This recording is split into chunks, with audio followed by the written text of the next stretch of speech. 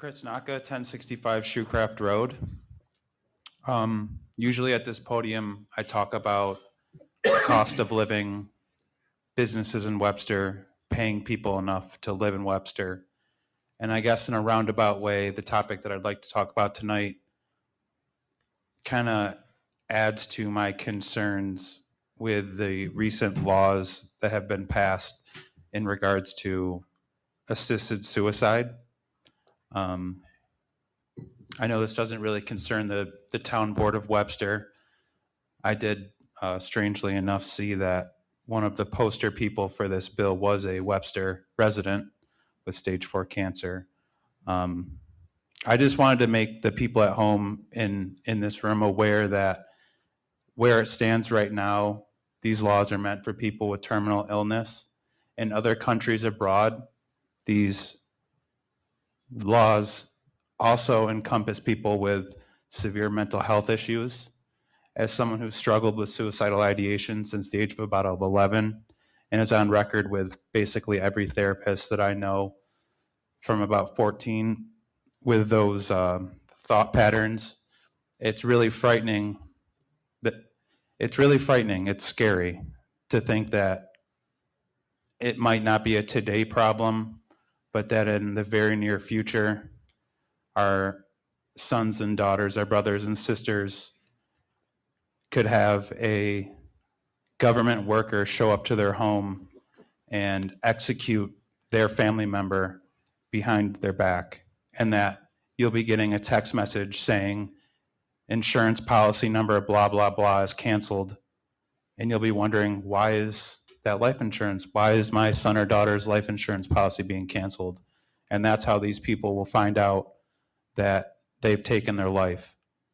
And with how political things are these days, I don't think it would be as big of a problem if it wasn't going to be something that's posted all over Facebook with people arguing with each other about a very serious spiritual thing that each one of us has to go through on this earth, being born, living, suffering, dying, all of those encompassing the full 360 of life.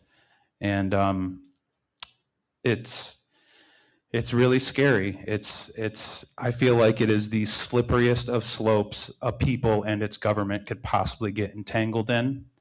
And I understand that our closest neighbors, Canada, have delayed mental health issues being part of the guidelines for another year, which makes sense. Nobody wants to get sued.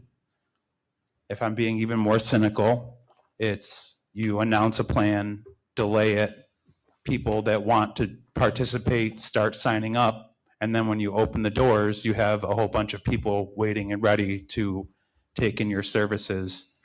And, you know, part of my sick head kind of sees it as like a comedy, a dark comedy sketch where the people in their suicide van, you know, I'm sure there's going to be a whole bunch of people that are very good at their job, but this is America. There's going to be some people that are like all right at their job, and they're going to be on their way to a client's house.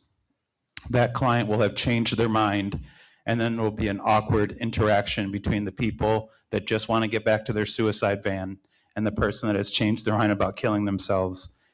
And then, like, you know, you've called us 3 times this week to kill you. Is everything okay? And the only reason they're asking you if you're okay is because by law they're supposed to. And I hope that my jaded view, my semi-cynical view on the topic doesn't even happen one time, because one time would be too many in this circumstance. And it's really frightening to see people comparing it to putting down their cat or their dog, and the surface level Republican versus Democrat arguing that will be taking place. And I know it's fairly corny to bring up online discourse as any sort of real discourse, but that's where people are talking these days. And in the future, when you're potentially speaking about these subjects, look into them, see how they're being applied in other countries, and try not to get caught up on the headline of the article and thinking that it will just be for the terminally ill. It will be that way at first, and it will change. And I pray for all of you, and I love all of you, and I don't wish suffering for anyone, but let's not be so audacious as to think that we're smart enough and knowledgeable enough to say that there's no merit in suffering and that it's not all part of a bigger plan. Thank you. Thank you, Chris.